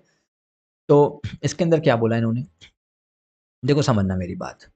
अगर आप कोई प्रॉपर्टी रेंट पे देते हैं, रेंटिंग ऑफ प्रॉपर्टी, राइटिंग में मत जाइए, टाइम कम है, इस चक्कर में जल्दी जल्दी लिखना पड़ रहा है। रेंटिंग ऑफ प्रॉपर्टी, मान के चलते हैं रेजिडेंशियल प्रॉपर्टी अगर आप किसी को रहने के लिए देते हैं, अगर आप किसी अनरजिस्टर्ड पर्सन को जो जीएसटी में रजिस्टर्ड नहीं है उसको अगर रेजिडेंशियल प्रॉपर्टी देते हैं, चाहे वो खुद रहे, चाहे अपने एम्प्लॉयज को रखे, चाहे सीईओ को रखे, एग्जम्प्ट रहेगा। मेरे ख्याल से दिमाग में सेट हो गया होगा, अब तो इतनी बार सुन लिया आप लोगों ने। और अगर आप रेंटिंग ऑफ प्रॉपर्टी किसी रजिस्टर्ड पर्सन को देते हो, रेजिडेंशियल प्रॉपर्टी, अगर वो खुद रहेगा, पर्सनल पर्पज के लिए रहेगा, तब तो एग्जम्प्ट है, और अपने एम्प्लॉय सीईओ डायरेक्टर को रखेगा तब आरसीएम में टैक्स लग जाएगा। ये अपन ने देख लिया था, चार्ट पूरे बने हुए हैं, मैं अभी आपको चार्ट से भी रिवाइज करवा दूंगा, ठीक है। फिर अपन ने क्या देखा, रेंटिंग ऑफ प्रॉपर्टी अगर कमर्शियल प्रॉपर्टी हो, कौन सी प्रॉपर्टी हो, अगर कमर्शियल प्रॉपर्टी हो, और सप्लायर कौन हो, अदर देन गवर्नमेंट, अगर सप्लायर कौन हो, अदर देन गवर्नमेंट हो, तब क्या होगा, अगर सप्लायर अदर देन गवर्नमेंट हो, कमर्शियल प्रॉपर्टी हो, तो गवर्नमेंट पता है क्या बोलती है, भाई चाहे तो आप रजिस्टर्ड आदमी को दो, चाहे आप अनरजिस्टर्ड आदमी को दो, ऑलवेज फॉरवर्ड चार्ज। क्यों? क्योंकि गवर्नमेंट ये एज्यूम करती है, देख भाई सप्लायर, तेरा तो धंधा ही यही है, तू कमर्शियल प्रॉपर्टी लोगों को रेंट पे दे रहा है, तेरी दुकानें हैं पूरी मॉल्स के अंदर, तेरी दुकानें हैं, तू लोगों को रेंट पे प्रॉपर्टी दे रहा है, तो we assume it that you must be registered under GST. तो चाहे तू रजिस्टर्ड आदमी को दे, चाहे अनरजिस्टर्ड आदमी को दे, तू टैक्स फॉरवर्ड चार्ज में दे, क्योंकि ये एज्यूम किया जाता है कि तू जीएसटी में रजिस्टर्ड होगा। सपोज करो कमर्शियल प्रॉपर्टी है और गवर्नमेंट दे रही है। अब गवर्नमेंट क्या करती है, गवर्नमेंट कभी भी फॉरवर्ड चार्ज में टैक्स देना प्रेफर नहीं करती, अनलेस एंड अनटिल वो सर पे ही आ जाए तो बात अलग है, वरना गवर्नमेंट रिवर्स चार्ज की ही प्रेफरेंस रखती है कि खुद के ऊपर लायबिलिटी ना ले, सामने वाला टैक्स दे दे। तो अगर प्रॉपर्टी कौन सी है, कमर्शियल प्रॉपर्टी है, गवर्नमेंट सप्लायर है, तो गवर्नमेंट कह रही है अगर हम रजिस्टर्ड पर्सन को दे रहे हैं तब तो आरसीएम में टैक्स लगवाएंगे, क्योंकि देखो हम तो टैक्स देते नहीं है, हम तो रिवर्स चार्ज में टैक्स दिलवाते हैं, ऐसी गवर्नमेंट की फैंटेसी है। तो गवर्नमेंट बोलती है भैया रजिस्टर्ड पर्सन ही देगा आरसीएम में टैक्स। लेकिन अगर कमर्शियल प्रॉपर्टी गवर्नमेंट किसी अनरजिस्टर्ड पर्सन को दे तब तो क्या करें, कोई ऑप्शन ही नहीं है, तब फॉरवर्ड चार्ज में टैक्स लगेगा। और आरसीएम में भी टैक्स ये कब लगता है, subject to that limit of 5,000 rupees, जो एग्जामिशन चैप्टर में देखा था कि अगर अमाउंट 5,000 रुपीज से ज्यादा हो तो। ये दोनों चैप्टर को मर्ज कर रखा हूं मैं, इसलिए बोल रहा हूँ। चलिए, लाइक कर देना भाई जिन्होंने लाइक नहीं कर, इट्स लाइक कि मतलब आप अगर पढ़ाते मेरी जगह तो आपको भी शायद थोड़ा सा ऐसा लगता है कि हाँ, तो लाइक से क्या, तो ऑटोमेटिकली वीडियो स्प्रेड हो जाता है। चलिए, renting of residential property, renting of property के केस में आते हैं, अगर सप्लायर कौन है, if recipient is a registered person, अगर रेसिपिएंट रजिस्टर्ड है और रेसिपिएंट अनरजिस्टर्ड है तो क्या होगा, अगर रेसिपिएंट रजिस्टर्ड है और रेसिपिएंट अनरजिस्टर्ड है, अगर रेसिपिएंट रजिस्टर्ड है और प्रॉपर्टी कौन सी, पर्सनल, तो एग्जम्प्ट हो जाएगी, और अपने एम्प्लॉय डायरेक्टर के लिए रहने के लिए तो टैक्स लगेगा आरसीएम, ठीक है। अभी अपन पर्सनल प्रॉपर्टी पे आते हैं, कमर्शियल में। और रेसिपिएंट अगर अनरजिस्टर्ड है तो पर्सनल यूज के लिए रहेगा तो भी एग्जाम्प्ट है, अपने एम्प्लॉय डायरेक्टर को रखेगा तो भी एग्जाम्प्ट है। क्यों एग्जाम्प्ट है, लॉजिक मैंने आपको कल बताया था, मतलब वो एग्जाम्पशन के रिवीजन वीडियो में बताया था, ठीक है। रेसिपिएंट अनरजिस्टर्ड है तो ऑलवेज एग्जाम्प्ट, रेजिडेंशियल प्रॉपर्टी है तो। और रेसिपिएंट रजिस्टर्ड है और रेजिडेंशियल प्रॉपर्टी है तो अपने एम्प्लॉय डायरेक्टर को रखेगा तो आरसी। अब कमर्शियल प्रॉपर्टी केस में आते हैं, अगर रेसिपिएंट क्या है, अगर रेसिपिएंट कौन है, रजिस्टर्ड है, कमर्शियल प्रॉपर्टी है, अगर सप्लायर गवर्नमेंट है तो आरसीएम, और अदर देन गवर्नमेंट है तो फॉरवर्ड चार्ज मैकेनिज्म, ठीक है। और रेसिपिएंट अनरजिस्टर्ड है और कमर्शियल प्रॉपर्टी है तो ऑलवेज फॉरवर्ड चार्ज मैकेनिज्म, क्योंकि ये आरसीएम में टैक्स दे ही नहीं सकता। एक बार फिर से इस पॉइंट को सुनोगे समझ में आ जाएगा, क्रक्स क्या है। क्रक्स सिंपल सा इतना सा है कि अगर कमर्शियल प्रॉपर्टी है supplier any person other than government है, तब तो फॉरवर्ड चार्ज ऑलवेज चाहे रजिस्टर्ड ले चाहे अनरजिस्टर्ड ले, क्योंकि we assume that commercial property का सप्लायर है तो you should be registered under GST, दो टैक्स फॉरवर्ड चार्ज में। और सप्लायर अगर कमर्शियल प्रॉपर्टी का गवर्नमेंट है, रजिस्टर्ड पर्सन को सर्विस दे रहा है तो आरसीएम, अनरजिस्टर्ड को दे रहा है तो एफसीएम। चलिए, समझ में आया क्या? समझ में आया? रिवीजन लेक्चर ज़्यादा टाइम दे नहीं सकते, ठीक है। एक बार फुर्सत से देखोगे इस चार्ट को और जो मैंने लिखवाया तो देखोगे तो समझ में आ जाएगा, ठीक है। चलिए, बिल्कुल एकदम लॉजिकल है। रेंटिंग ऑफ प्रॉपर्टी रेजिडेंशियल है, अनरजिस्टर्ड को देंगे एग्जाम, रजिस्टर्ड को देंगे पर्सनल पर्पस के लिए एग्जाम, एम्प्लॉइज वगैरह के लिए आरसीएम। कमर्शियल प्रॉपर्टी होगी registered other than government supplier और registered unregistered always forward charge. Commercial property का गवर्नमेंट दे रही है तो रजिस्टर्ड को आरसीएम, अनरजिस्टर्ड को एफसीएम। बड़ा लॉजिकल है। चलिए, रेंटिंग ऑफ प्रॉपर्टी भी खत्म हो गया। चलिए आगे बढ़ते हैं। अब आता है आपका renting of motor vehicle, renting of property, GTA, ये खत्म हो जाते हैं आपके। अब हम आ जाते हैं आपके गवर्नमेंट सर्विसेज पे आ जाते हैं। गवर्नमेंट सर्विसेज क्या बोलते हैं, ध्यान से सुनना। गवर्नमेंट का सिंपल रूल है, गवर्नमेंट में अमेंडमेंट भी आए कुछ, इन्हीं अमेंडमेंट के कारण ये वीडियो फिर से लेना पड़ा। इसके अंदर क्या दे रखा है, गवर्नमेंट सर्विसेज के अंदर देखो क्या दे रखा है। इसके अंदर ऐसा दे रखा है,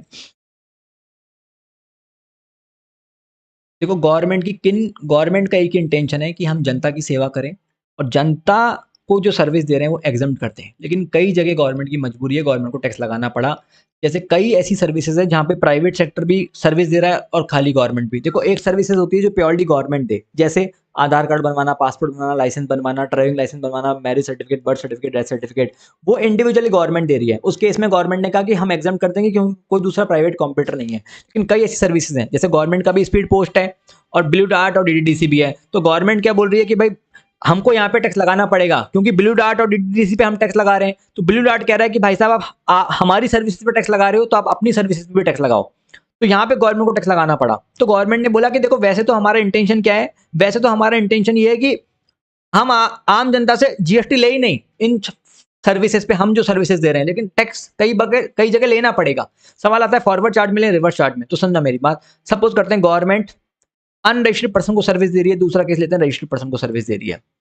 गवर्नमेंट अगर अनरजिस्टर्ड पर्सन को कौन सी सर्विस दे रही है, गवर्नमेंट का अगर डिपार्टमेंट ऑफ पोस्ट और अब की बार ऐड हुआ है मिनिस्ट्री ऑफ रेलवेज, अगर department of post, ministry of railway किसी भी अनरजिस्टर्ड पर्सन को सर्विस दे तो क्या फॉरवर्ड चार्ज में टैक्स लगना चाहिए, reverse charge? Answer is of course forward charge में लगना चाहिए। आप अगर पोस्ट ऑफिस की लाइन में खड़े हो और आपको कोई कह दे कि आरसीएम में टैक्स देना, आप बोलोगे क्या होता है आरसीएम एफसीएम? किसी को पता भी नहीं है जीएसटी क्या होता है, अनपढ़ 80% जनता को तो कुछ नहीं पता, ठीक है। तो फॉरवर्ड चार्ज में टैक्स लगेगा। चाहे रजिस्टर्ड आदमी मुकेश अंबानी जी लाइन में खड़े रहे तो उनको भी फॉरवर्ड चार्ज, ऐसे पार्शलिटी तो करेंगे नहीं, चलो जी रजिस्टर्ड वाले कम देना, अनरजिस्टर्ड वाले ज्यादा देना, रजिस्टर्ड वाले 20-20 रुपए का टैक्स आरसीएम में जमा कराना, नहीं होता ना ऐसा। और वैसे भी आरसीएम में टैक्स तो गवर्नमेंट रजिस्टर्ड आदमी से तभी लेती है जब अमाउंट 5,000 रुपए से ज्यादा हो। तो गवर्नमेंट ने कहा क्यों टैक्स का नुकसान करें, फॉरवर्ड चार्ज में टैक्स लेते हैं। दूसरा, गवर्नमेंट अगर एयरक्राफ्ट या वेसल से रिलेटेड सर्विस दे रही है, अमीर सर्विसेज है, अमीरों वाली सर्विसेज है, गवर्नमेंट अगर एयरक्राफ्ट या वेसल से रिलेटेड सर्विस दे रही है, किसी को भी दे रही है, फॉरवर्ड चार्ज में टैक्स लगेगा।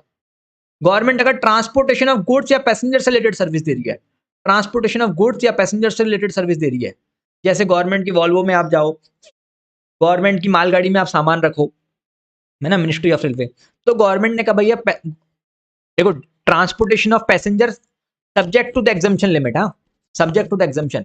अगर आप नॉर्मल बस से जा रहे हो तो वो एग्जम्प्ट है, तो फॉरवर्ड चार्ज रिवर्स चार्ज की तो बात आएगी नहीं। हम यहाँ पे अज्यूम कर रहे हैं कि जो टैक्सेबल है उसकी बात कर रहे हैं, फॉरवर्ड चार्ज या रिवर्स चार्ज। तो ट्रांसपोर्टेशन ऑफ पैसेंजर कुछ टैक्सेबल था, कुछ एग्जम्प्ट था, वो हम देखे थे।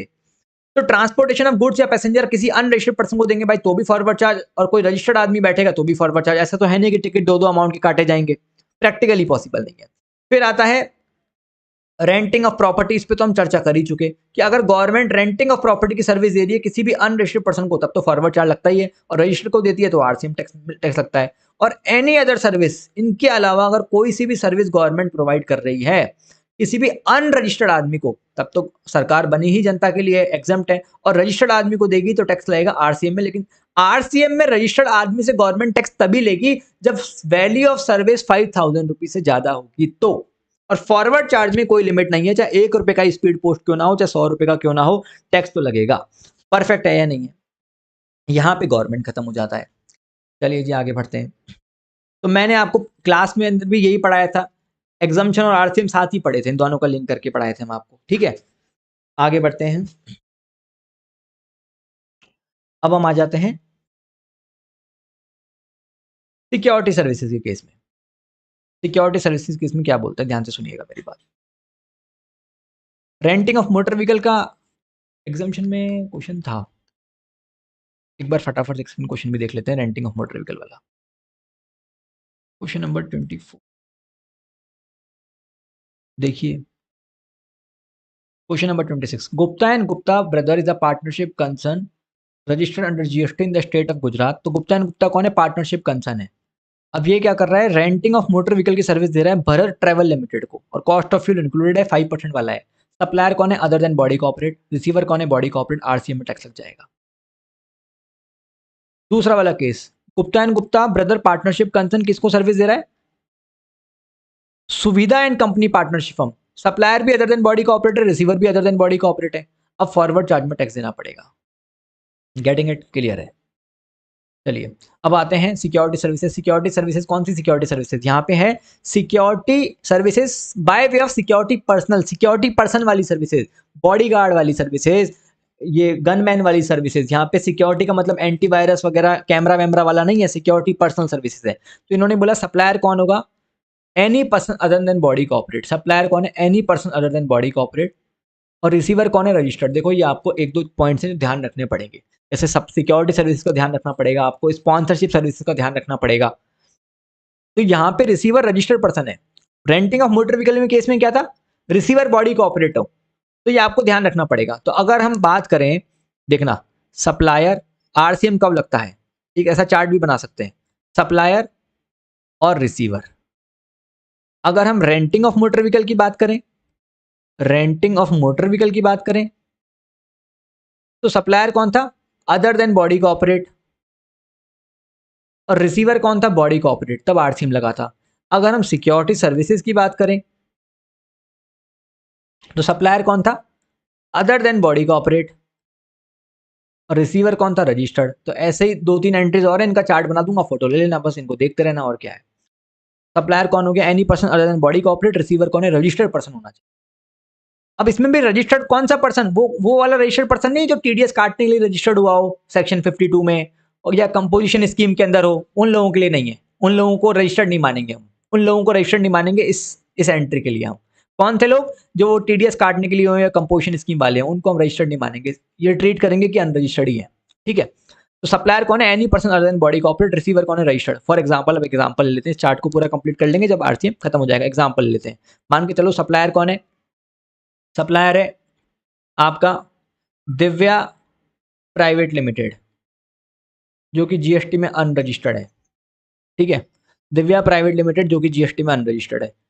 और रिसीवर कौन है, रिसीवर है मान के चलो मिस्टर ए, जो कि जीएसटी में रजिस्टर्ड है। फॉरवर्ड चार्ज या रिवर्स चार्ज, जल्दी बताओ।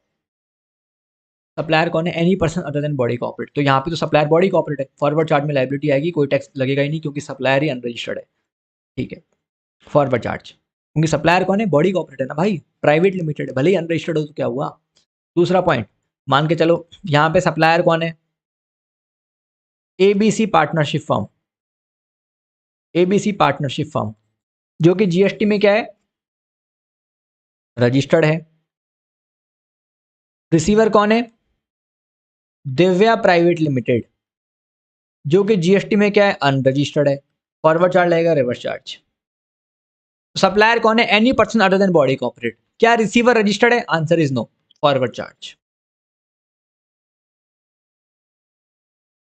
फॉरवर्ड चार्ज, रिसीवर तो भले ही बॉडी कॉर्पोरेट हो पर रजिस्टर्ड थोड़ी है।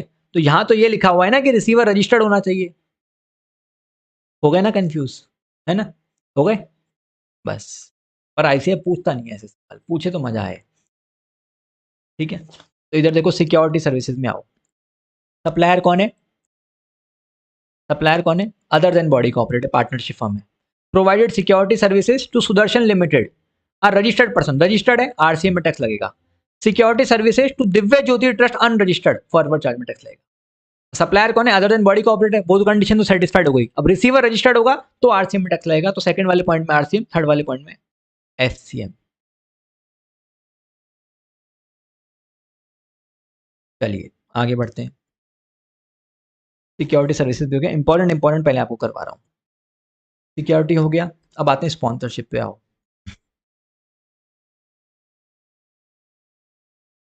स्पॉन्सरशिप, जल्दी जल्दी जल्दी, एंट्री नंबर बताओ।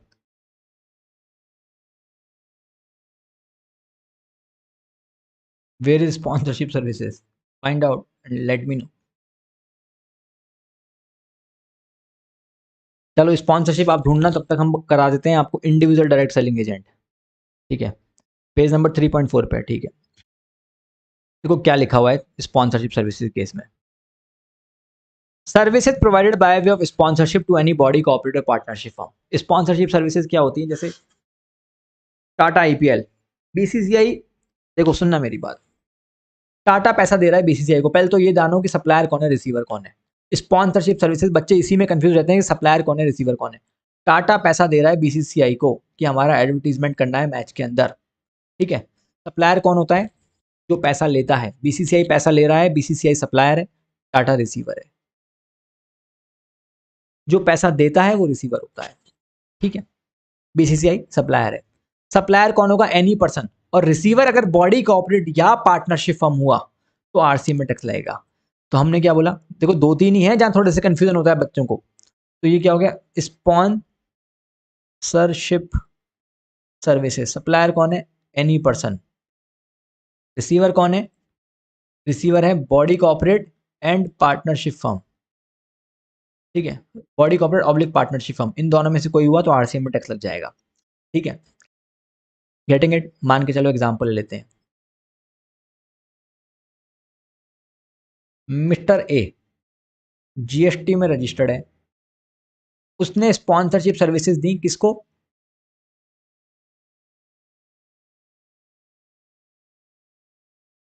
एबीसी पार्टनरशिप फर्म, जो कि जीएसटी में अनरजिस्टर्ड है। क्या होगा? सप्लायर कौन है? Any person. रिसीवर कौन है? Body corporate partnership firm. RCM में टैक्स दो। अब एबीसी को कंपलसरी रजिस्ट्रेशन लेना पड़ेगा और टैक्स देना पड़ेगा। ठीक है, supplier X Y Z private limited, जो कि जीएसटी में रजिस्टर्ड है। रिसीवर कौन है? P Q R private limited, जो कि जीएसटी में अनरजिस्टर्ड है। सप्लायर कौन है? Any person. रिसीवर कौन है? बॉडी कॉर्पोरेट पार्टनरशिप, आरसीएम में टैक्स देगी, पी क्यू आर रजिस्ट्रेशन लो GST. These are the extreme cases. ठीक है, तो ये टेबल के अंदर डाल दिया अपन ने। अब इस तरह के क्वेश्चन एग्जाम में आ जाए तो बच्चे गड़बड़ करिए, बच्चे सोचे कि चलो बुद्धि लगाए रजिस्टर्ड अनरजिस्टर्ड वाली। ठीक है जी, स्पॉन्सरशिप सर्विसेज भी खत्म हो जाता है आपका। गवर्नमेंट हो गया, स्पॉन्सरशिप सर्विसेज हो गया। अब हम आते हैं इंडिविजुअल डायरेक्ट सेलिंग एजेंट, जो कि अगला इंपॉर्टेंट पॉइंट है। इंडिविजुअल डायरेक्ट सेलिंग एजेंट, यहाँ पे आपको ध्यान रखना है individual individual direct selling agent. Class में अपन बहुत अच्छे से पढ़े हैं, 3 घंटे 4 घंटे लिए फास्ट ट्रैक में। मेरे को लगता है मतलब it's not a promotional advertisement, है ना। आपने बहुत रेयर ही करता हूँ मैं प्रमोशन, लेकिन मेरे को इतना जेन्युइनली पता है कि जो लोग तमीज से 100 घंटे का वो क्लास देख लिए ना फास्ट ट्रैक वाला, या जो रेगुलर बैच 120 घंटे का देख लिए, अगर वो तमीज से देख लिए और रिवीजन कर लिए ना एक दो बार भी, ये नंबर कहीं नहीं जा रहे। अब तुम खुद ही मतलब क्लास ढंग से नहीं देखो, 2 की स्पीड में देखो, दैट इज ये लाइक योर फॉल्ट, लेकिन वो मोर देन इनफ है मतलब। ठीक है, आगे देखो इंडिविजुअल डायरेक्ट सेलिंग एजेंट। सब इंडिविजुअल होना चाहिए यहाँ पे, इंडिविजुअल। सप्लायर कौन? डायरेक्ट सेलिंग एजेंट कौन होते हैं? जो होते हैं ना वो बैंक के नीचे क्रेडिट कार्ड का छतरी वतरी लेके बैठे रहते हैं और बोलते हैं कि भैया क्रेडिट कार्ड ले लो, ये ले लो। सप्लायर कौन है? इंडिविजुअल है, इंडिविजुअल होना चाहिए, इंडिविजुअल। क्रक्स भी लिखा हुआ है, supplier should only be individual. Supplier है individual direct selling agent, body corporate partnership हम एलएलपी नहीं, इंडिविजुअल। और रिसीवर कौन है? बैंकिंग कंपनी, एनबीएफसी, बैंक को जो सर्विस देते हैं वो। अगर सप्लायर इंडिविजुअल है, ओनली इंडिविजुअल, तब आरसीएम में टैक्स लगेगा। कोई इंडिविजुअल है मिस्टर अमित, वो एसबीआई बैंक को क्रेडिट कार्ड बेचने की सर्विस दे रहा है, एसबीआई बैंक टैक्स देगा आरसीएम में, क्योंकि अमित कहां से टैक्स देगा भाई, छोटा आदमी है। पर अगर इंडिविजुअल के अलावा कोई दूसरा हुआ, let's suppose Amit and associates एक फर्म है जो अपने अंडर में बंदे रखती है, जो डायरेक्ट सेलिंग एजेंट की सर्विस उनसे क्रेडिट कार्ड बिकवाती है, तो फिर उस केस में फॉरवर्ड चार्ज में Amit and associates he tax देंगे, ठीक है, इंडिविजुअल होना चाहिए। चलिए, गेटिंग इट और नॉट, चलिए ये भी खत्म हो गया। आते हैं business facilitator, business correspondent. Business facilitator कौन होता है? बिजनेस फैसिलिटेटर वो छोटा आदमी होता है जिससे बैंक छोटे मोटे काम करवा लेता है। जनरली बैंक्स वगैरह के अंदर रहते हैं ये, कि जाके जाओ दादाजी से चेक पे साइन करवा लाओ, बैंक की कहीं नई योजना आई है जनता को वो अवेयर कर दो, जनरली गाँव के अंदर काम आते हैं। और बिजनेस करस्पॉन्डेंट क्या होते हैं? बिजनेस करस्पॉन्डेंट बिजनेस फैसिलिटेटर से थोड़े बड़े होते हैं, अपने आप में एक मतलब एक बॉडी, अपने आप में एक ग्रुप होता है जो बैंक की संभाल रहा होता है काइंड ऑफ। तो बैंक बोलता है कि हम आपको अपना पूरा का पूरा काम ही डेलीगेट कर रहे हैं, मतलब आप लोगों की नजर में अब आप बैंक हो गए। That is kind of business correspondent. तो बिजनेस करस्पॉन्डेंट बड़ा आदमी है। तो बिजनेस फैसिलिटेटर अगर बैंकिंग कंपनी को सर्विस दे रहा है, तो गवर्नमेंट ने कहा कहाँ इस बिजनेस फैसिलिटेटर से पैसा लेंगे, बेचारा बाइक पे साइकिल पे घूमता रहता है, ये टैक्स देगा क्या फॉरवर्ड चार्ज में? तो देखो, बैंक बिजनेस फैसिलिटेटर को पैसा दे रही है, तो सप्लायर बिजनेस फैसिलिटेटर हो गया, बैंक रिसीवर हो गई। तो गवर्नमेंट ने बैंक को बोला है कि आप आरसीएम में टैक्स दो, क्योंकि इसका तो कभी थ्रेशोल्ड भी क्रॉस नहीं होगा, तो जीएसटी का नुकसान हो जाएगा, तो आप टैक्स दो आरसीएम में।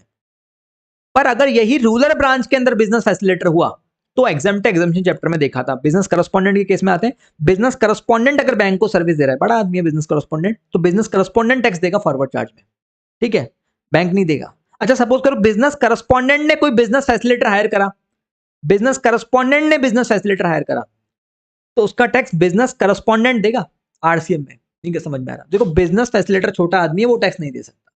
बैंक उसको हायर करेगा तो उसका उसका टैक्स बैंक देगा। बिजनेस करस्पॉन्डेंट उसको हायर करेगा तो बिजनेस करस्पॉन्डेंट उसका टैक्स देगा, क्योंकि वो छोटा आदमी है। बिजनेस करस्पॉन्डेंट बैंक को सर्विस दे रहा है तो उसका टैक्स बिजनेस करस्पॉन्डेंट दे देगा फॉरवर्ड चार्ज में, क्योंकि बिजनेस करस्पॉन्डेंट बड़ा आदमी है। पर बिजनेस करस्पॉन्डेंट भी अगर रूरल ब्रांच का हुआ, या फिर बिजनेस फैसिलिटेटर अगर रूरल ब्रांच का हुआ, तो वो एग्जाम्प्ट है। चलिए, ये भी खत्म, सिक्योरिटी सर्विसेज भी खत्म, बीसीबीएफ भी खत्म, इंडिविजुअल डायरेक्ट सेलिंग एजेंट भी खत्म। आगे आते हैं अपन, क्या दे रखा है? Recovery agent. देखो, बैंक क्या बोलता है, बैंक या एनबीएफसी रिकवरी एजेंट से सर्विसेज लेते हैं, जो होते हैं ना बैंक का पैसा वैसा वसूल करवाते हैं। तो गवर्नमेंट ने बोला है हम रिकवरी एजेंट से कहाँ रिकवरी करेंगे, ये खुद ही दूसरों का रिकवरी कर रहा है, और वैसे भी रिकवरी एजेंट छोटा आदमी है। तो गवर्नमेंट ने कहा बढ़िया है ना, बैंक या एनबीएफसी को पकड़ो, इसको कहाँ पकड़ेंगे। इसी तरीके से इंश्योरेंस एजेंट है। अब इंश्योरेंस एजेंट इंश्योरेंस कंपनी को सर्विस दे रहा है, देश में लाखों इंश्योरेंस एजेंट है, गवर्नमेंट उनको कहाँ पकड़ेगी? गवर्नमेंट ने बोला एक ही इंश्योरेंस कंपनी को पकड़ो, सीधा काम खत्म। तो इंश्योरेंस कंपनी से टैक्स ले लेगी, आरसी में बात खत्म हो जाती है इंश्योरेंस एजेंट और रिकवरी एजेंट की। अब हम आ जाते हैं पॉइंट नंबर 9 और 9 में। 9 में क्या दे रखा है? जैसे कोई भी म्यूजिक कंपोजर है, जैसे अरिजीत सिंह गाना गा रहे हैं टी सीरीज के लिए, गवर्नमेंट बोलती है अरे अरिजीत सिंह को गाना गाने दो ना, अरिजीत सिंह से टैक्स नहीं लेगी, टी सीरीज से टैक्स लेगी आरसीएम में। कोई भी मूवीज के अंदर 100 आर्टिस्ट काम कर रहे हैं, तो वो आर्टिस्ट कहाँ से टैक्स देंगे फॉरवर्ड चार्ज में? वो प्रोड्यूसर टैक्स देगा आरसीएम में, ठीक है, वही है। पर ऑथर के केस में क्या लिखा हुआ है? जैसे ऑथर और पब्लिशर, ऑथर बुक लिखता है, पब्लिशर उसकी बुक्स बेचता है छाप के, ऑथर को रॉयल्टी का पैसा मिलता है। तो गवर्नमेंट ने कहा कहाँ ऑथर को परेशान करना, पब्लिशर को बोलेंगे तू टैक्स दे आरसीएम में। लेकिन पब्लिशर कह रहा है साहब मेरे को एक दिक्कत है। दिक्कत क्या है पब्लिशर को? दिक्कत पब्लिशर को ये है कि पब्लिशर कह रहा है कि मैं किताबें बेचता हूँ, किताबें बेचना जीएसटी में एग्जाम्प्ट है, ठीक है, किताबें बेचना जीएसटी में एग्जाम्प्ट है। तो मेरे को सिर्फ और सिर्फ इसी कारण से रजिस्ट्रेशन लेना पड़ रहा है, क्योंकि मेरे को ऑथर को जो मैं रॉयल्टी पे कर रहा हूँ ना, उसका टैक्स आरसीएम में जमा कराना पड़ रहा है। तो मेरे को अननेसेसरी जीएसटी रजिस्ट्रेशन की लायबिलिटी आ रही है, अननेसेसरी मैं रिटर्न नहीं भर रहा हूँ, अननेसेसरी दिक्कत हो रही है, जस्ट बिकॉज कि मेरे को रॉयल्टी का पेमेंट करना पड़ रहा है। तो गवर्नमेंट ने कहा समझ गया तेरा इशू जेन्युइन है, एक काम करते हैं ऑथर साहब से बात करते हैं। ऑथर को गवर्नमेंट ने ऑप्शन दिया कि सर अगर आपको कोई तकलीफ ना हो तो आप अगर रजिस्ट्रेशन लेके फॉरवर्ड चार्ज में टैक्स देना चाहें तो आप दे दीजिए, अगर आप मना करते हैं तो ये निकम्बा देगा आरसीएम में टैक्स, कोई दिक्कत की बात नहीं है। तो ऑथर के केस में क्या हुआ, गवर्नमेंट ने ऑप्शन दे दिया, ऐसा ऑप्शन दे दिया, लेकिन ऑथर को बोला कि आप डिक्लेरेशन लिख के देंगे, कोई जबरदस्ती नहीं है, मतलब ठीक है, और अगर आपने डिक्लेरेशन दे दिया तो वो 1 साल तक के लिए वैलिड रहेगा, उसको आप बीच में बदल नहीं सकते, ठीक है। Services bye overseeing committee. Overseeing committee क्या होती है? जो एक ऐसी बॉडी होती है जो दूर से ऑब्जर्व करती रहती है कि भाई, जैसे कई कंपनियां होती हैं जो 500 हजार करोड़ के लोन लेती है, जो बड़े बड़े अमाउंट के लोन लेती है, उनको ऑब्जर्व करती रहती है कि भाई इनकी कंपनी की परफॉर्मेंस कैसी है, कहीं ऐसा तो नहीं कि एनपी होने वाले हैं, नुकसान में चल रही है, उनको ऑब्जर्व करती रहती है। तो आरबीआई उनको पैसा देती है, ओवरसीइंग कमेटी को आरबीआई हायर करती है। गवर्नमेंट बोलता है, आरबीआई को बोलता है ऐसे आपने कितनी भी कमेटियां बना रखी होंगी हमें नहीं पता, आप टैक्स दो आरसीएम में, ठीक है। चलिए जी, ये सब हमने देखा। अब आते हैं डायरेक्टर वाले पॉइंट पे। डायरेक्टर वाले केस में क्या लिखा हुआ है कि अगर डायरेक्टर को पैसा मिल रहा है कंपनी से in the form of salary मिल रहा है, शेड्यूल 3 में जीएसटी से बाहर हो गया, negative list. Other than salary मतलब उसका टीडीएस 194 जे में कट रहा है, अदर देन सैलरी डायरेक्टर को कोई पैसा मिल रहा है कंपनी से, तो उसका टैक्स कंपनी देगी आरसीएम में। लेकिन इसी पे एक सर्कुलर भी आया था अभी लेटेस्ट, है ना। उस सर्कुलर में क्या लिखा हुआ था कि डायरेक्टर को एज अ डायरेक्टर कोई भी पैसा मिल रहा है कंपनी से अदर देन सैलरी, उसका टैक्स तो कंपनी दे देगी आरसीएम में। पर डायरेक्टर अगर कोई इंडिविजुअल कैपेसिटी में कोई दूसरी सर्विस दे रहा है कंपनी को, जैसे डायरेक्टर अपनी प्रॉपर्टी भाड़े पे दे रहा है कंपनी को, तो उस केस में आप ये वाला पॉइंट मत लगाना कि डायरेक्टर को कोई भी पैसा मिलता है कंपनी से तो आरसीएम में टैक्स लगेगा, नहीं। उस केस में वो आप इंडिविजुअल एंट्री चेक करो, फिर आप कि रेंटिंग ऑफ इमूवेबल प्रॉपर्टी वाला केस चेक करो, उसमें टैक्स लगेगा कि नहीं लगेगा, उसमें फॉरवर्ड चार्ज लगेगा, रिवर्स चार्ज, फिर वो इंडिविजुअल केस देखो आप। तो डायरेक्टर को एज अ डायरेक्टर जो भी पैसा मिल रहा है कंपनी से अदर देन सैलरी, उसका टैक्स कंपनी आरसीएम में देगी। इसके अलावा डायरेक्टर को दूसरी सर्विस देगा तो फिर वो रेस्पेक्टिव एंट्री देखी जाएगी। दैट इज द पॉइंट, ठीक है। एज अ डायरेक्टर क्या क्या पैसा मिलता है, सिटिंग फीस मिलती है, ठीक है, कंपनी का जो भी काम करता है उसके बदले में पैसा मिलता है, वो मिलता है बस, ठीक है। तो इसके अलावा कुछ इंडिविजुअल कैपेसिटी में देगा तो उस ट्रांजैक्शन पे डिपेंड करता है। ऑल दो सर्कुलर के ड्राफ्टिंग में कुछ एरर थी, जो मैंने आपको अमेंडमेंट्स के अंदर भी बोला था कि सरकार ने यहाँ पे ड्राफ्टिंग एरर करी है, जो भी मैंने आपको बताया था, ठीक है। ये भी खत्म हो जाता है। लीगल सर्विसेज और आर्बिट्रल ट्रिब्यूनल सेम है। लीगल सर्विसेज केस में क्या होता है कि अगर कोई भी लीगल सर्विसेज किसी भी रजिस्टर्ड बिजनेस एंटिटी को दी जाएगी, अनरजिस्टर्ड को दी जाएगी या गवर्नमेंट को दी जाएगी तब तो एग्जम्प्ट है, रजिस्टर्ड बिजनेस एंटिटी को दी जाएगी, और वो रजिस्टर्ड बिजनेस एंटिटी भी कौन सी, जो प्रीवियस ईयर में रजिस्टर्ड हो, जो प्रीवियस ईयर में रजिस्टर्ड हो, करंट ईयर में नहीं। तो आप जितने भी क्वेश्चन देखोगे ना जहाँ पे लीगल सर्विसेज होगा, टर्नओवर ऑफ प्रीवियस ईयर दे रखा होता है, टर्नओवर ऑफ प्रीवियस ईयर दे रखा होता है, क्योंकि वो लीगल सर्विसेज में काम आता है। तो अगर कोई भी आप लीगल सर्विसेज दे रहे हो किसी भी रजिस्टर्ड बिजनेस एंटिटी को जो प्रीवियस ईयर में रजिस्टर्ड हो, तब आरसीए में टैक्स लगेगा। अगर मान के चलो करंट ईयर में रजिस्टर्ड हो, प्रीवियस ईयर में अनरजिस्टर्ड हो, तो एग्जाम्प्ट है, फिर वो तो एग्जाम्प्ट है।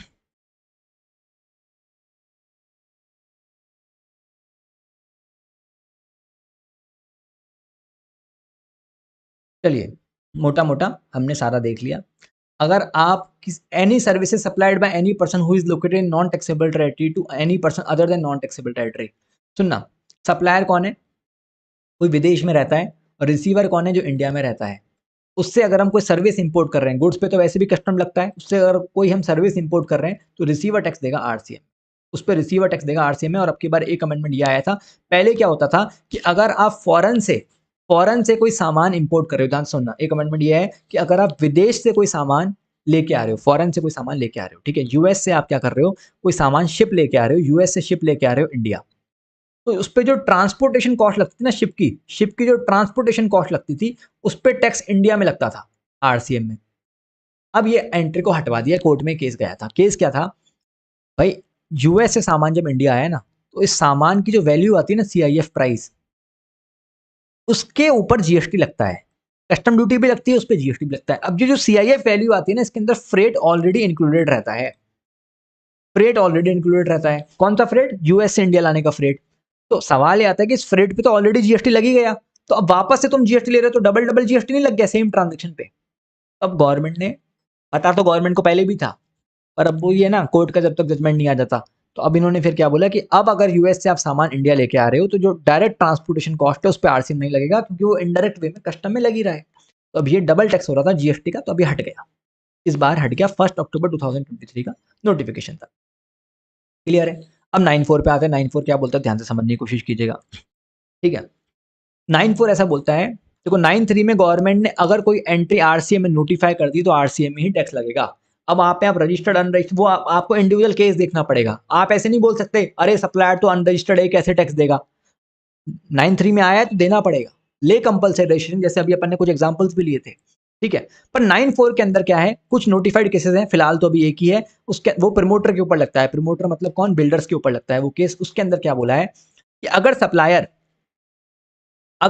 कौन है, सप्लायर अगर अनरजिस्टर्ड है। 9(3) के अंदर ऐसा नहीं था सप्लायर रजिस्टर्ड हो अनरजिस्टर्ड हो, रिसीवर रजिस्टर्ड हो अनरजिस्टर्ड हो। 9(3) के अंदर इंडिविजुअल एंट्री देखती थी हम, सप्लायर रिसीवर देखते थे। पर 9(4) के अंदर कैसा था, एक ही केस है, अगर सप्लायर अनरजिस्टर्ड हो और रिसीवर अगर रजिस्टर्ड हो तब आरसीएम लगता है। वो कौन सा केस है, 9(4) में कब लगेगा, जब सप्लायर अनरजिस्टर्ड हो, रिसीवर रजिस्टर्ड। 9(3) में ऐसा नहीं है। अब कौन सा केस है, ध्यान से देखिए। जैसे बिल्डर होता है, बहुत तरह का सामान खरीदता है, एक बिल्डर होता है जो क्या करता है, बहुत तरह का सामान खरीदता है बिल्डिंग बनाने के लिए। तो गवर्नमेंट ने क्या करता है, दो दो नंबर, ब्लैक मनी का बहुत यूज होता है यहाँ पे, तो गवर्नमेंट ने ऐसे बोला बिल्डर को कि भैया आपको रजिस्टर्ड आदमी से खरीदना पड़ेगा वो सामान, अनरजिस्टर्ड आदमी को तो आप कैश में पैसा दे के ले आओगे। आपको 80% सामान कम से कम रजिस्टर्ड आदमी से खरीदना पड़ेगा विद बिल, ऐसा गवर्नमेंट ने इनके लिए कंपल्शन रख दिया। 80% सामान तो कम से कम रजिस्टर्ड आदमी से खरीदना ही पड़ेगा। अब सपोज करो कोई बिल्डर 65% सामान रजिस्टर्ड से खरीद रहा है, 35% अनरजिस्टर्ड से, तो गवर्नमेंट ने कहा, हमने कहा था ना 80% खरीदना है, अब 15% पे, आपने 65% ही खरीदा, अब 15% पे आप टैक्स दोगे आरसीएम। सपोज करो कोई बिल्डर है जो कि जीएसटी में रजिस्टर्ड है और वो अनरजिस्टर्ड आदमी से, रजिस्टर्ड आदमी से तो 65% सामान खरीद रहा है और अनरजिस्टर्ड से 35। गवर्नमेंट कह रही थी, हमने कहा था ना 80% टोटल रजिस्टर्ड से खरीदना है, तो अब आपने कहा आपने 65 ही खरीदा, बचे हुए 15% पे आप आरसीएम में टैक्स में दो। सपोज करो कोई बिल्डर है जो 50% सामान रजिस्टर्ड से खरीद रहा है, 50% अनरजिस्टर्ड से, तो गवर्नमेंट ने कहा था, हमने कहा था ना 80% मीट होना चाहिए, अब 30% का टैक्स आप दो आरसीएम में। ठीक है, वैसे प्रैक्टिकली तो कोई फॉलो नहीं कर रहा है इसको, बट हाँ लॉ में है। ठीक है, दूसरा गवर्नमेंट ने ये बोला कि चलो नॉर्मल सामान तो आपको 80% रजिस्टर्ड आदमी से खरीदना पड़ेगा, पर सीमेंट या कैपिटल गुड्स, सीमेंट या कैपिटल गुड्स आपको क्या करना पड़ेगा, कंपलसरी 100% रजिस्टर्ड आदमी से खरीदना पड़ेगा, क्योंकि महंगे आते हैं। सीमेंट या कैपिटल गुड्स आपको कंपलसरी रजिस्टर्ड आदमी से ही खरीदना पड़ेगा, अनरजिस्टर्ड से नहीं चलेगा in case of cement and capital goods, ऐसा गवर्नमेंट ने बोला। ठीक है, अगर आपने 90% सीमेंट भी रजिस्टर्ड से खरीदी और 10% भी अनरजिस्टर्ड से, तो भी 10% का टैक्स आप आरसीएम में दोगे। अब हम आ जाते हैं 95 के अंदर। 95 क्या बोलता है, ध्यान से समझने की कोशिश करिएगा। ठीक है, 95 ऐसा बोलता है, 95 ऐसा बोलता है कि ना तो टैक्स सप्लायर देगा ना रिसीवर देगा, कोई थर्ड पर्सन ही देगा, क्योंकि गवर्नमेंट को लग रहा है ना तो सप्लायर के बस की है देने की, ना रिसीवर के बस की है, थर्ड पर्सन से लेते हैं। 95 के अंदर हमने क्लास में भी एग्जाम्पल लिया था। एग्जाम्पल क्या लिया था, एग्जाम्पल ये लिया था कि अक्षित ओला में बैठ के ओयो में गया, वहां जाके उसने अर्बन क्लैब वाली आंटी को बुलाया और फिर स्विगी से खाना मंगवाया।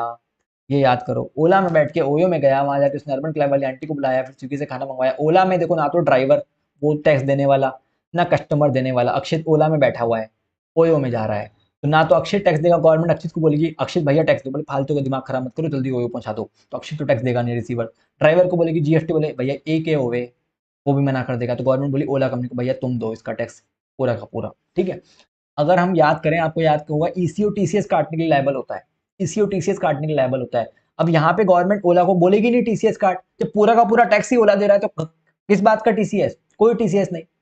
थोड़ा सा लिंक करवा रहा था। ओयो के केस में आ जाते हैं। ठीक है, ओयो के केस में क्या होगा, जैसे खूब सारे होटल रजिस्टर्ड होते हैं।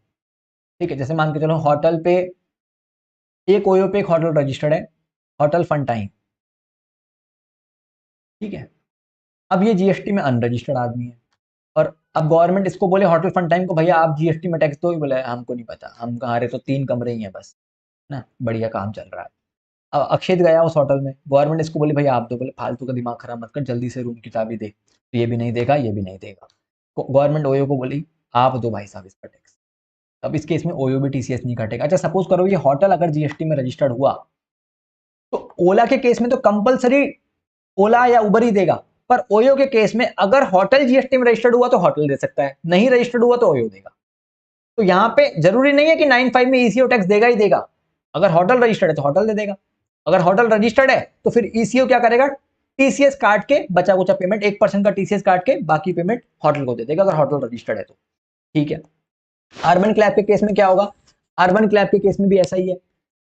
अगर अर्बन क्लैब से जैसे प्लम्बर वगैरह इस तरह की सर्विस लेते ना, तो मान के चलो कि अर्बन क्लैब का जो सप्लायर है अगर वो खुद जीएसटी में अनरजिस्टर्ड है, तो फिर अर्बन क्लैब टैक्स देगा। अर्बन क्लैब पे बहुत तरह के सप्लायर होते हैं ना, जैसे मान के चलो सुमित कारपेंटर्स जो अर्बन क्लैब पे काम करता है, अब वो अनरजिस्टर्ड है तो अर्बन क्लैब टैक्स देगा उसका। ठीक है, ईसीओ 95। पर मान के चलो ये खुद रजिस्टर्ड है तो फिर ये टैक्स दे देगा, कोई दिक्कत नहीं। पर ओला वाले केस में देखो, ड्राइवर बोले मैं रजिस्टर्ड हूँ, गवर्नमेंट बोले नहीं पूरे लायबल नहीं है, छोड़।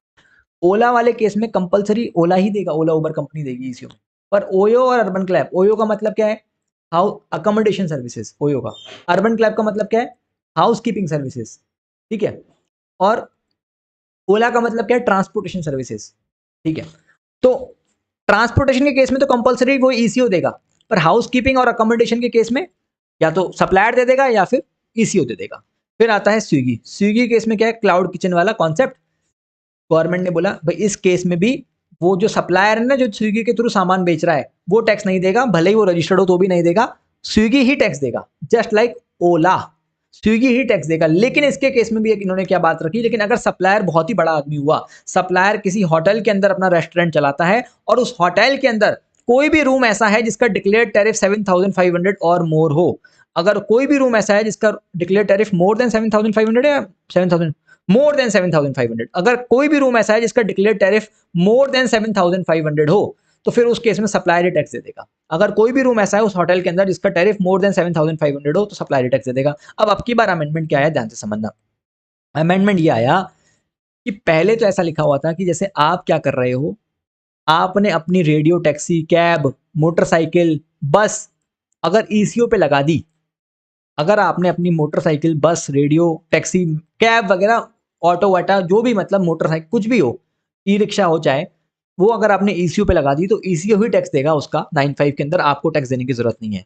पर अब क्या हुआ, गवर्नमेंट ने अब की बार अमेंडमेंट किया। कई बड़े बड़े भी लोग होते हैं, जैसे मान के चलो मैं कौन हूँ, एकेजी प्राइवेट लिमिटेड, मैं अपने आप में बड़ा आदमी हूँ, कंपनी है मेरी भैया, और मैं बस भाड़े पे देता हूँ।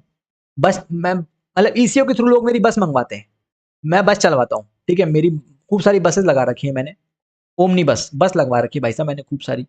और एक कंपनी है, मान के चलो ओला पे मेरी बसेस दिखती हैं, लोग बस की सर्विस लेते हैं मेरी, किसी को कहीं पे जाना हो बस से तो मेरी बस हायर करते हैं वो। तो गवर्नमेंट ने बोला कि अगर ओमनी बस, कोई कंपनी जो ओमनी बस की सर्विसेज दे रही हो किसी ईसीओ के थ्रू, पर कंपनी होनी चाहिए, तो उस केस में ईसीओ टैक्स नहीं देगा, वो कंपनी ही टैक्स दे देगी। उस केस में वो ईसीओ टैक्स नहीं देगा, कंपनी ही टैक्स दे देगी। जैसे महालक्ष्मी बस वाला है, कंपनी है भाई की, उसने बसेस अपनी ईसीओ पे दिखा दी, मान के चलो। आपको अगर बसेस मंगवानी है मंगवाओ आप, कोई दिक्कत नहीं है। Services by way of transportation of passenger by omni bus, omni bus के थ्रू आप सर्विसेज दे रहे हो पैसेंजर ट्रांसपोर्टेशन के थ्रू, ठीक है, ईसीओ के थ्रू दे रहे हो। और सप्लायर कौन है, कंपनी। सप्लायर कौन है, एकेजी क्या कर रहा है, किसी ओला के थ्रू क्या कर रहा है, अपनी बसेस ओमनी बस लोगों को दे रहा है, ठीक है, वो बुला रहे हैं बसेस को, पर मैं कंपनी हूं तो कंपनी टैक्स दे देगा। Services by way of transportation of passenger by omni bus, वैसे तो आरसीएम लगेगा नॉर्मली तो, बट अगर सप्लायर कंपनी है तो फॉरवर्ड चढ़ जाएगा। आरसीएम मतलब ईसीओ टैक्स देगा, सॉरी। देखो, भले ही कोई पर्सन ओमनी बस सप्लाई करे, पर अगर वो कंपनी नहीं हुआ तो भी ईसीओ टैक्स देगा। पर अगर सप्लायर कंपनी हुआ तब सप्लायर टैक्स दे देगा फॉरवर्ड चार्ज में। Services by way of transportation of passenger by omni bus, वैसे तो ईसीओ टैक्स देगा, लेकिन except where the person supplying such service through ECO is a company. अगर कंपनी ही है सप्लायर ईसीओ के थ्रू, तो फिर उस केस में कौन टैक्स देगा, उस केस में सप्लायर टैक्स दे देगा। चलिए भाई साहब, बहुत बढ़िया बात हो गई, समझ में आ गया। यहाँ पे आपकी कहानी खत्म हो जाती है। अब आता है आरसीएम ऑफ गुड्स वाला केस। एक बार डाउनलोड कर लेते हैं, रुको, एक बार डाउनलोड करते हैं।